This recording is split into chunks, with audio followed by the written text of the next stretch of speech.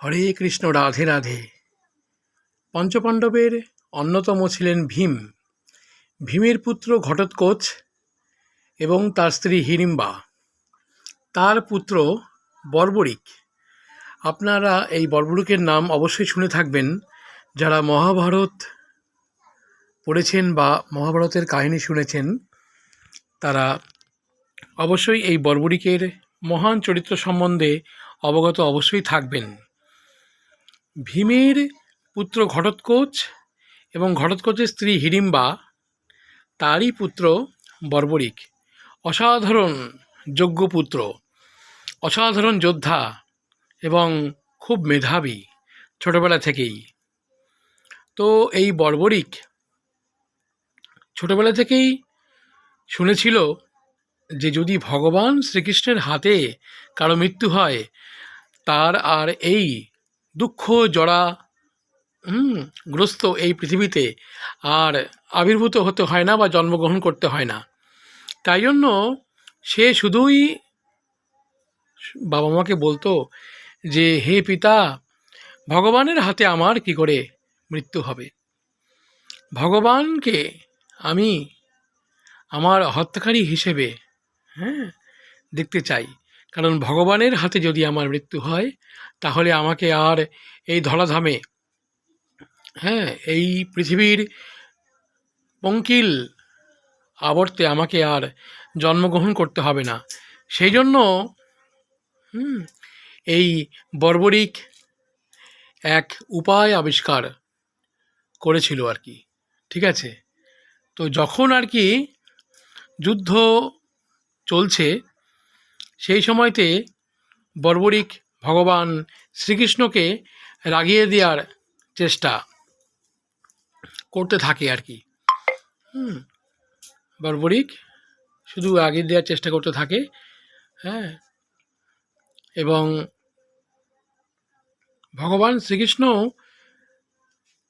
জানতেন যে এই বর্বরিকের অসীম ক্ষমতা এবং প্রচণ্ড পারদর্শী, যুদ্ধে নিপুণ।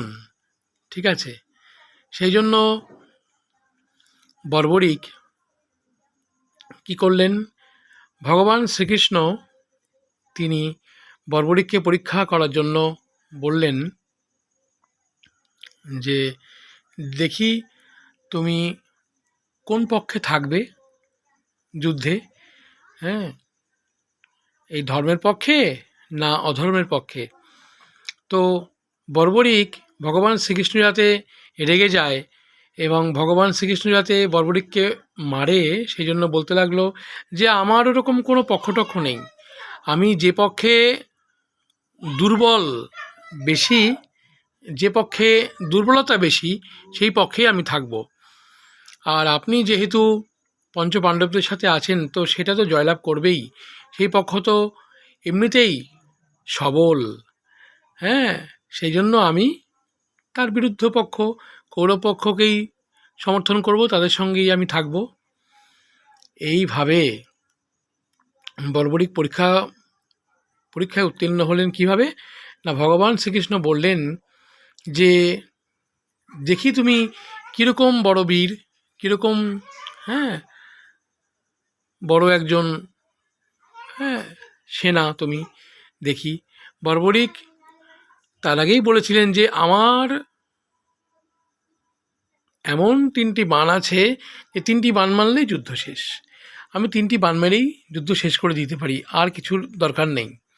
তো ভগবান বললেন ঠিক আছে, এই যে সামনে গাছ, তুমি এমন বাণ প্রয়োগ করো যে গাছের প্রতিটি পাতা যেন ফুটো হয়ে যায়। ঠিক আছে, কিন্তু শ্রীকৃষ্ণ তো অত্যন্ত চালাক, তিনি তো চতুরের শিরোমণি। তিনি কি করলেন, একটি পাতাকে পায়ের তলায় চেপে রেখে দিলেন। তো বর্বরিক বাণ প্রয়োগ করলেন, দেখা গেল প্রতিটি পাতা গাছের, একটা গাছে তো হাজার হাজার পাতা থাকে, প্রতিটি পাতা ফুটো হয়ে গেল। তাহলে বুঝতে পারছেন কতটা অ্যাক্টিভ বা কতটা সুনিপুণ হলে যুদ্ধে এরকম হতে পারে। একটা বাণ প্রয়োগ করে হাজার হাজার পাতা ফুটো হয়ে গেল। ভগবান শ্রীকৃষ্ণ পা তুললেন, তার চরণ তুললেন, তার নিচে যে চাপা আছে যে পাতাটি, সেটা পর্যন্ত ফুটো হয়ে গেছে। তখন ভগবান ভাবলেন যে এ তো সাংঘাতিক বড় একজন যোদ্ধা, একে তো ঘায়েল করা অত সহজ নয়।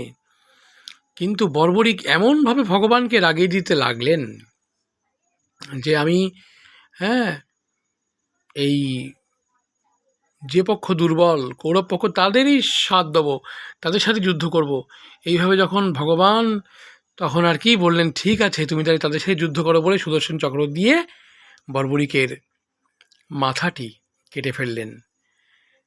কিন্তু এই মাথা কাটার পরে কি হলো না, তার তো দেহ পুরো আলাদা হয়ে গেল, কিন্তু ভগবান শ্রীকৃষ্ণ তখন তাকে একটি আশীর্বাদ প্রদান করলেন যে যে মুখে তুমি আমার গুণকীর্তন করেছ, যে মুখে তুমি, হ্যাঁ, আমার সম্পর্কে গুণকীর্তন করেছ, তোমাকে আমি আশীর্বাদ করলাম, ঠিক আছে, অনন্তকাল ধরে তুমি বেঁচে থাকবে, ঠিক আছে, এবং তোমার এই দেহটা তো আলাদা হয়ে গেল, কিন্তু তোমার এই যে মুখটা, এই মুখটুকু তুমি নিয়েই সারা জীবন বেঁচে থাকবে, এবং আজকে থেকে তোমাকে আর বর্বরিক বলে কেউ ডাকবে না, আজকে থেকে তোমার নাম হবে খাটু শ্যাম, আমার নাম শ্যাম, শ্যাম, এই শ্যাম নামটি আজকে থেকে আমি তোমাকে প্রদান করলাম।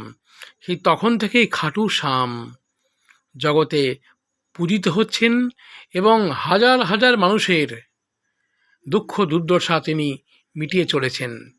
ভগবান শ্রীকৃষ্ণকে যদি পেতে হয় তাহলে এই খাটু শ্যামের কৃপা অবশ্যই নিতে হবে। সেই মন্দির, খাটু শ্যামের মন্দির আছে মধ্যপ্রদেশে, সেইখানে গেলে আপনারা দর্শন করতে পারবেন। এছাড়াও অনেক জায়গাতেই খাটু শ্যামের মন্দির আছে, দেখবেন শুধু একটা মাথার পুজো হয়, গোঁপ আছে, এরকম খাটু শ্যাম ভগবান শ্রীকৃষ্ণ নিজে তার নাম তাকে প্রদান করেছিলেন, এত বড় একজন মহান ব্যক্তিত্ব এই খাটু শ্যাম। কে না, ভীমের পুত্র, ভীমের পুত্র মানে ঘটোৎকচ, তারই পুত্র বর্বরিক। ঘটোৎকচের স্ত্রী হিড়িম্বা এবং ঘটোৎকচের পুত্র হলো বর্বরিক। তো সকলে বর্বরিকের উপাখ্যান শ্রবণ করলেন। হ্যাঁ, জয় জয় শ্রীকৃষ্ণচন্দ্র ভগবান কি জয়, জয় জয় তদীয় সমস্ত পার্ষদ কি জয়, রাধে রাধে, হরে কৃষ্ণ।